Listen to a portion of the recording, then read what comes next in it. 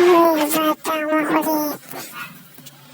Ba't di mo inubos yung pagkain mo? Baka gusto mong ikaw ang kainin ko. Gutom na gutom na gutom na gutom na ako. Masakit na ang aking sikmura. Matagal na akong hindi nakakatikim na sariwang batang katulad mo. Na sobrang samay at di ko makain.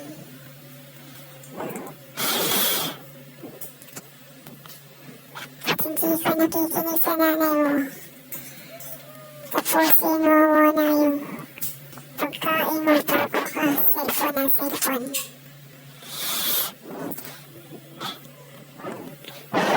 Baka gusto mo puntahan na kita.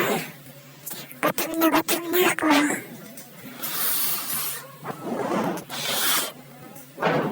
Kung ayaw mong kumain, ako na lang ang kakain sa'yo. Tsak na malusog ako sa'yo. Baka gusto mo, puntahan na kita dyan. At kakainin ko yung nanay at tatay mo. Ha? Ha ha. Gusto mo, puntahan na kita?